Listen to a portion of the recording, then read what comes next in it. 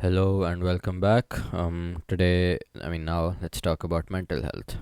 Undeniably, the most important topic that will be talked about in this course. So, really listen to it, and there'll be a lot of practical tips and techniques in them. So, really start implementing them into your life. So, let's begin with talking about the importance of mental health. I don't think I really even need to explain the importance of mental health. Just imagine a scenario one where your mental state is the worst that it's ever been. You are depressive, you maybe even have suicidal thoughts, you have a lot of anxiety, there's a lot of things going on in your brain all the time that you can't seem to get rid of. You can't focus on one thing or more than a minute, so you can't get anything done, no high quality work at least. You are addicted to technology, substances, some anything, and you just feel horrible within your body. Everything you think of, you only think of the worst possible consequence, worst possible outcome, even though it's exhausting to think that way, but you can't help it. You're just unfulfilled, sad, very unhappy with everything that's going on with you. How do you think you would fare in life in this situation? It would be even difficult to do daily tasks, wouldn't it? It would be difficult to get out of bed, to do your chores, clean your room, go study, go to school. All of that would just feel like a pain, horrible. You wouldn't want to talk to people. You just would not enjoy everything. And of course, in this state of mind, there's no way you can work towards a goal or ambition that you've wanted to work towards or even work towards your passion. Now, flip the script. What if you had perfect mental health? You had no sad thoughts. You did not have anxiety. You could do whatever you want to without overthinking it. You always thought of the best possible consequence and saw the best in people, and you were just very, very, very happy. You could do everything you wanted to as long as it was improving you because you were grateful for it. You were grateful for the fact that this thing was improving you, which made it extremely easy to do it, extremely easy to start doing it, and starting is the first step towards being consistent at that thing and mastering it. Everything just feels nice and you're happy for it, you're grateful for it, you're glad that you get to feel it. How do you think you'd fare in life in this situation? Quite well, right? Everything would be suddenly quite easy.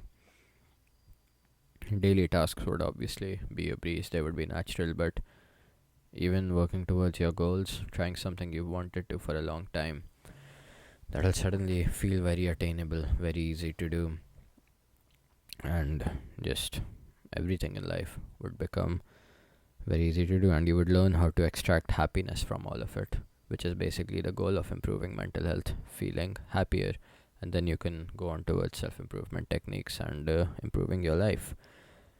But before all that, it's important to improve your mental health. Now that we've talked about that, let's get into a little bit of theory. Let's get into understanding our mind better, how it works, why we are surrounded with such depressive thoughts nowadays, and how to overcome it. So obviously there is thousands of topics on how the mind works and how it affects our mental health, but I will talk about a few that I think are most important and that we really need to address as they are really at a rise in our current world, in the current situation we live in. So, first thing I want to talk about are annoying features of the mind. And the first annoying feature I want to talk about is that we do not think in terms of absolutes. What do I mean by this? This basically means that when we compare our progress in a certain thing or how we look or things like that, when we compare ourselves to something, we do not think in terms of absolutes. And by that I mean we do not think in terms of statistics, in terms of the numbers, how long that person has been doing what I'm doing, how much do they do it, is it the same as me, should I be comparing me to them. We just suck at selecting who we compare ourselves to. Our brain just sucks at it, so we'll compare ourselves to completely unattainable standards, unattainable things, basically perfection that we will never reach because it was enhanced by something or it was just not real. Let's take a few examples of this just to understand it better. For example, women comparing their looks to models when those models probably had cosmetic surgery, they were on a very strict diet, they were standing in perfect lighting, professional photography, the images were probably also edited, So that's just a horrible thing to compare yourself to, isn't it? You don't have all those facilities. It's unhealthy to even have most of them. So that's just horrible to compare yourself to, yet people do it a lot because that's what they see everywhere. That's what they see getting attention. But you just should not, and that really messes with your mental health, really deteriorates how happy you feel. Another example, let's take one for men. People who go to the gym, start going to the gym, bodybuilding, just trying to look aesthetic, things like that. They go onto their phones and they look at crazy bodybuilders with amazing physiques, almost, that are basically perfect, and they have been lifting for less time than the person on their phone has been. And then they wonder, this person has been lifting for less than me, yet still look much more amazing than me. And they just again feel bad about themselves, when in reality that person may have amazing 1 in a million genetics that led him to looking that way, or they were simply on steroids and that's what led to that. There's of course other factors like amazing lighting or a pump, but basically it's not what you should be comparing yourselves to. However, we do it more than ever in our current world. It was of course done earlier too by people, but now it's just so easy to make these horrible comparisons. And why do you think that is? Here's a clue. We make a lot of social comparisons nowadays. That's right, social media. Now there is suddenly a platform where people can upload and share whatever they want to about their lives, about something, and everyone around the world can see it. And what do you guess? What do you assume people would post? Would they post every little bit of your life, all the happy of their life, all the happy things, all the sad things, all the ups and downs? Of course not. They'll upload only the highlights, only the best things that happened to them, the greatest days they had, the best they looked. And usually this is, not usually, always, this is not how people are all the time. They all don't always have such fun times. They don't always look this amazing. It's really unfair to you if you compare yourself to that, because not only will it deteriorate your mental health, it could lead you to you starting unhealthy habits when the whole goal is to start healthy ones. So how do we stop this? How do we stop comparing ourselves to horrible reference points? Stop making crazy social comparisons. I'm guessing you know what I could say, what I'm about to say. The number one thing I would recommend you to do is quit social media. But that is not very sustainable, and just saying that does not really help. So I'll talk a little bit more about it. Quitting social media is the best thing. You can guess why. You won't have those social comparisons to make anymore. But by quitting social media, I don't mean just straight up delete the app and move on and you'll be fine. That won't work. Using social media is a habit you've been building up for so many years. You are undeniably addicted to it, even if you may not want to admit it. Most of you are addicted to social media. So how do you reduce its use?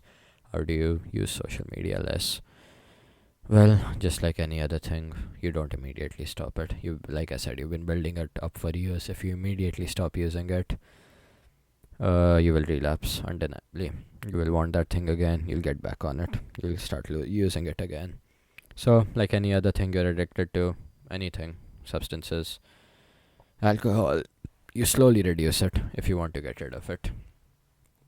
So, if you use social media for 5 hours a day, try using it for 4.5 hours for a week, then 4 hours the next week, 3 hours the next week. So, it's a slow process, but it's really the only way to completely eliminate the need for social media or for anything really.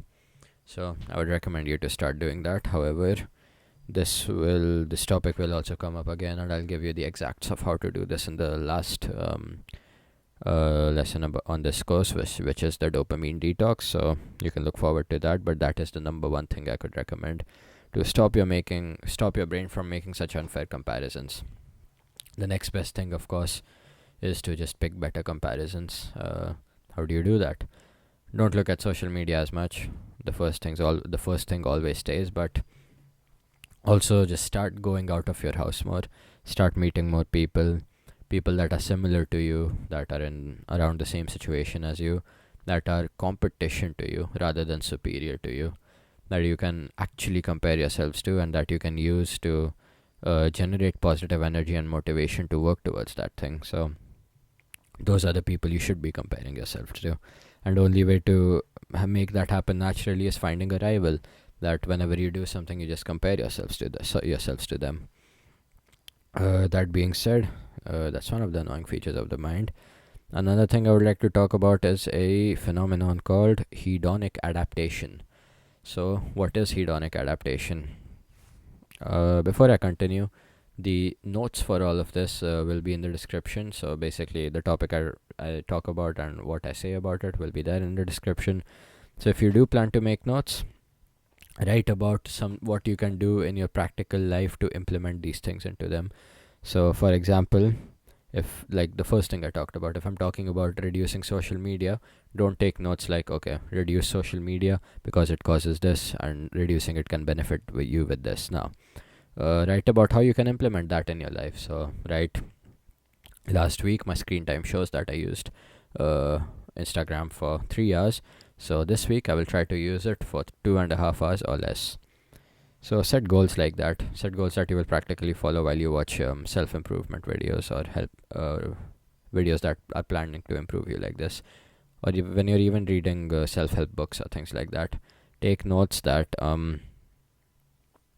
you use to include into your practical life, implement into your life. That being said, as I was saying, what is hedonic adaptation? Hedonic adaptation, in very simple terms, is basically the phenomenon of when you get something new, it's amazing, you're happy about it, happiness increases, and then you get used to it, happiness gradually decreases. This can apply to a lot of things. When you get into a new university or school you've really wanted to go to, it's amazing for the first month at most or so, and then you slowly start realizing the bad things about the place. The food isn't so good, the people aren't so nice, that one teacher doesn't teach me well, and then you stop liking it as much, to the point that you're neutral about it and you're the same as you used to be. And this applies with everything you get or buy or situation you stay in, anything that lasts. So you really need to stop investing into materialistic things. Our brain thinks that is what will make us happy, but it is quite the opposite. It not only wastes our money and our time and our effort, but hedonic adaptation comes into play. As soon as you get it, you get used to the materialistic thing, the happiness is gone, the happiness boost you had is gone. An example of this is if you get a new car and it's just sitting in the garage all the time. When you first get it, you'll be very happy about it, you'll be maintaining it amazingly. As it's sitting there more, you drive it more, you realize bad points about it. The left wheel doesn't work so well, I wonder what's wrong, it doesn't go as fast as I wanted it to, and then you don't like it as much and you're neutral about it. A more relatable concept, I guess, would be when you get a new phone and you're very happy about getting that phone and you take amazing care of it, and then maybe 2 months later, when you used to keep it in the box right after using it, now you just throw it onto the couch and move on because you're used to it now. It doesn't make you as happy. So how do you deal with this? The best thing I could recommend to you, the most helpful thing for dealing with hedonic adaptation, is invest into experiences more than materialistic things. So this is quite easy to figure out, but when you invest more in materialistic things, like I said, hedonic adaptation comes into play. Your happiness regarding the thing slowly decreases. But when you invest into experiences, those experiences usually don't last, right? Like if you go on a skiing trip because you like skiing, or you go play a really awesome volleyball match if you like volleyball, those experiences won't stay forever, right? You'll do that thing and then you'll come back from it. It'll just be an experience. So the happiness boost you get from it stays as well. You always look back at that thing and you still be happy because you're glad you got to experience that thing. And of course, when you're having conversation too, it's much better to share your experiences with people than showing off your materialistic achievements, because that just makes you sound like a prick. But the best thing you can do,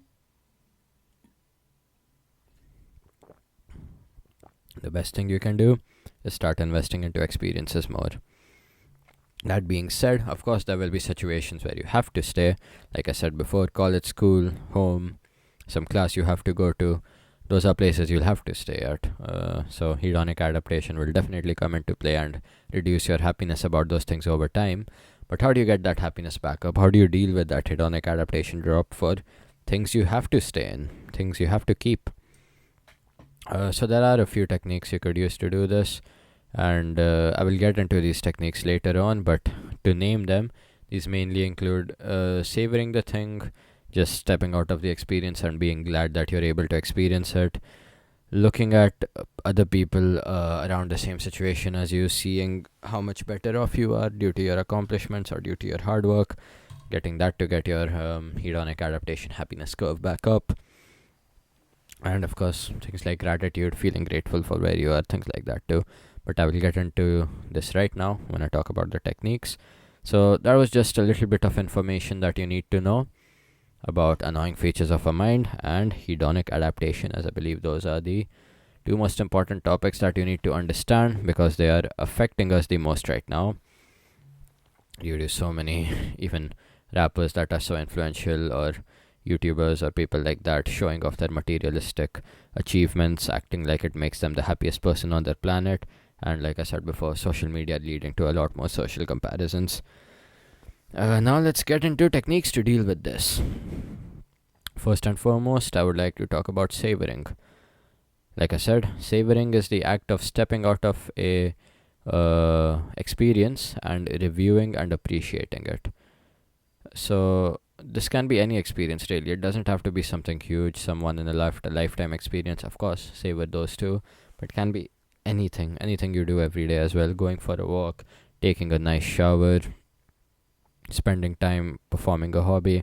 So what I like to imagine is, I just, in my brain, while I'm doing the thing, I just take a moment to pause, and in my brain I just start looking at that thing from a third person point of view, objectively. I start looking at that thing objectively, and then I realized how happy I am and how glad I am that I'm experiencing this, and that just makes me overall happier.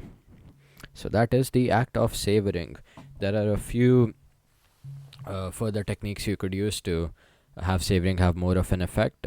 These include sharing the experience with another person, and the most effective one, this is very effective for basically anything, writing down about what you savored. So at the end of the day, just write down, today I savored the act of taking a walk out in nature. It had been a while since I took a walk out in nature.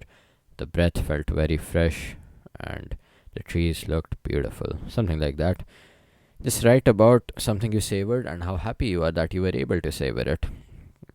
There is one more technique you could use that could either be detrimental or helpful, which is taking pictures. It depends on what context you take these pictures in.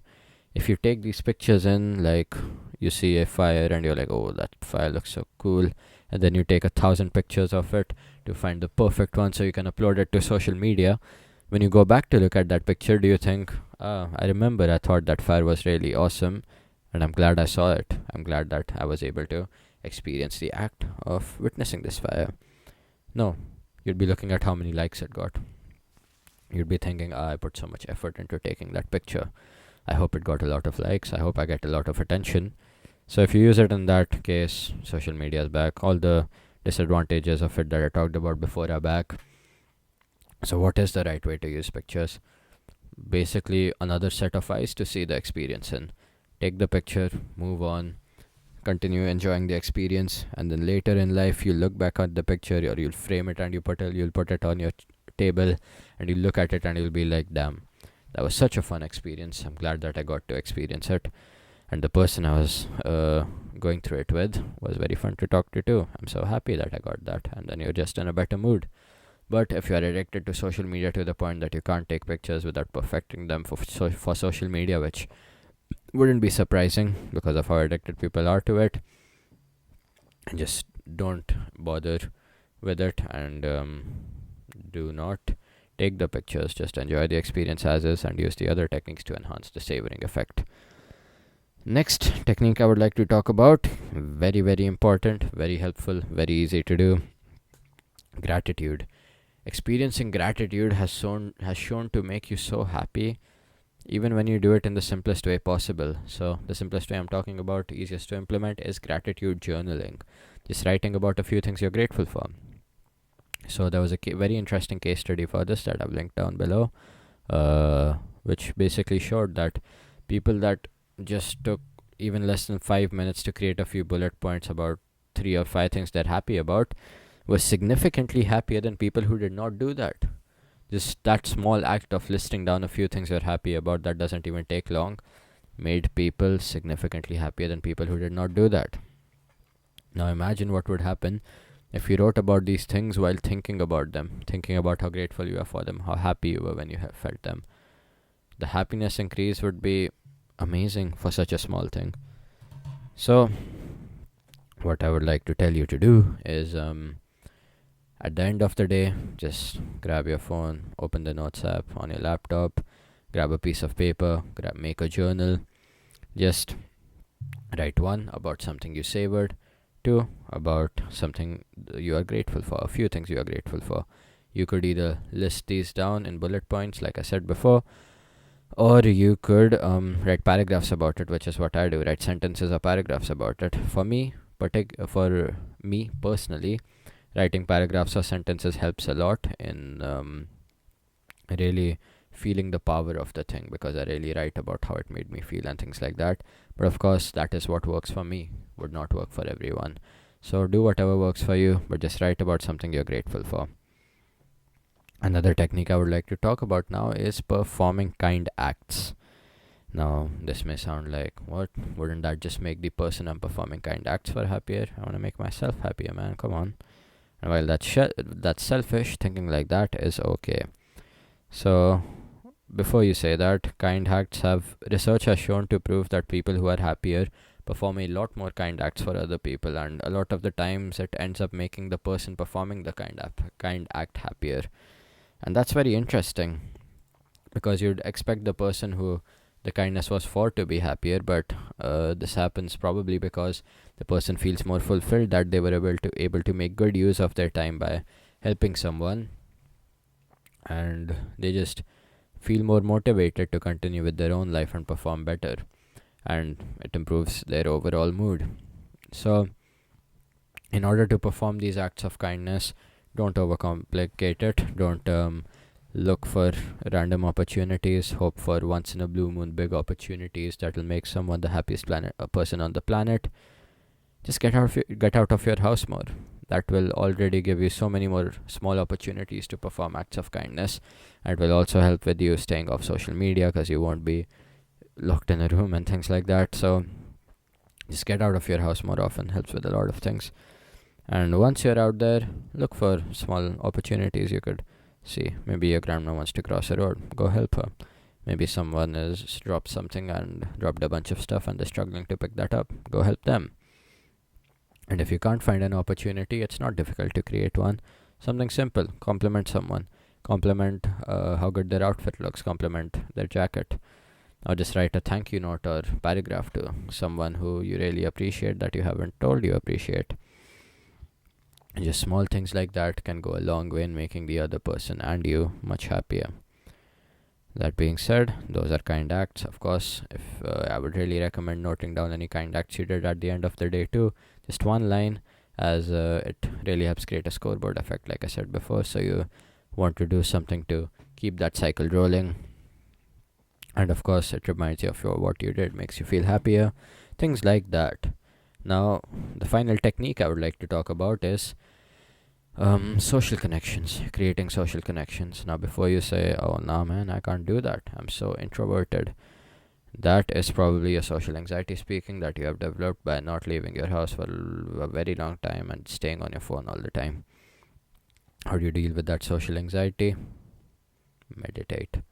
Meditate is the best thing for dealing with so much, for helping you be more mindful, be more present in the moment.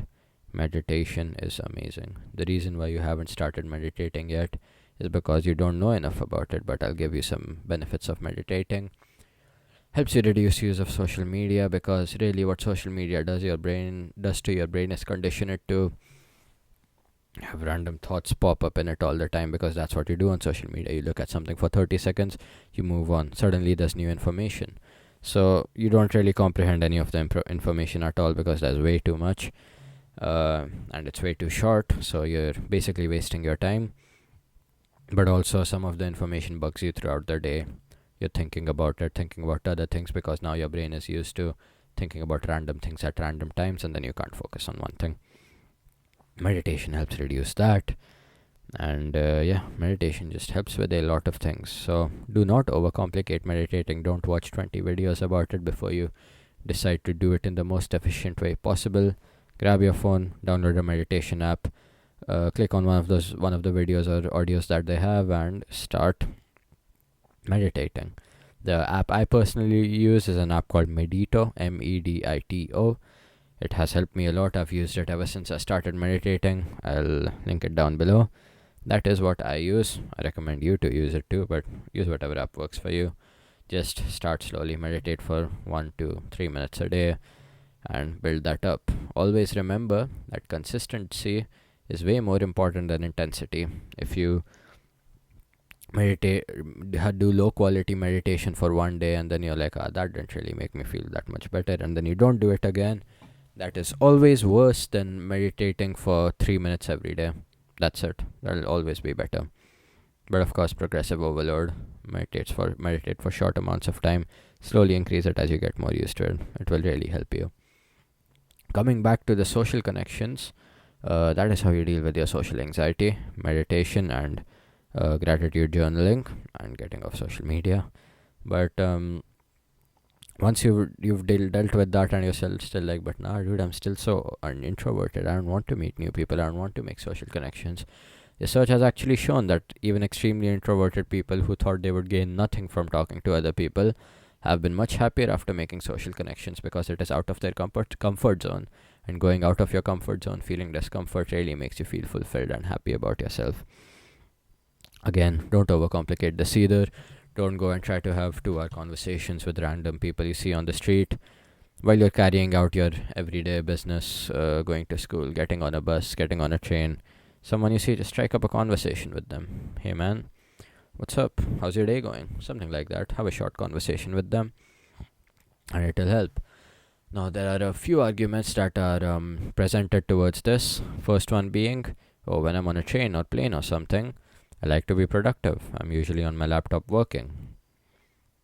There was a study on this, linked down below, which proved that people who thought that they would feel less productive after a train ride where they worked versus a train ride where they talked to someone, actually at the end of the train ride, how productive they felt and how many results they had basically stayed the same. Now, there are two reasons for this. One could be that when you're on your laptop working in a train or plane, your attention isn't really fully on it. It's kind of more on the environment, so you aren't getting much work done anyway. And the second is that people find talking to other people productive, because they made a new social connection, they feel happier, they feel like it was productive. Another argument to this is, what if the person I'm talking to does not like me talking to them? There was another study on this as well. And even though people predicted that the other person would not like it, or they would not like it themselves, the other person did end up being happier and feeling better too. And of course, the person doing it felt better and happier too. So just start making small social connections. If you see someone with a dog or cat or some pet you like, just go be like, can I pet it? And pet it and ask about it. Strike up a conversation with them. Ask how their day is going. Compliment someone. Ask about that. Anything is fine. Just start slow, start small, start making social connections. Very easy to do, and again, I would recommend noting it down at the end of the day for the same reasons I explained earlier. So that is basic mental health for you. These are, in my opinion, the most important topics about mental health that are really affecting us right now. And the techniques I talked about are, in my opinion, the easiest to implement into your life, even if you are a beginner to mental health, beginner to self-improvement, things like that. So once you improve your mental health, you'll really be able to put into effect those self-improvement habits that you've been trying to put into effect for a long time. So please start putting these techniques into use, implement them into your daily life, start improving your mental health, and watch your life change for the better. And now that we have talked about that, the most important topic, I hope you paid attention. Now let's talk about deep work and balancing studies and self improvement, another hurdle for especially students to overcome. Let's go.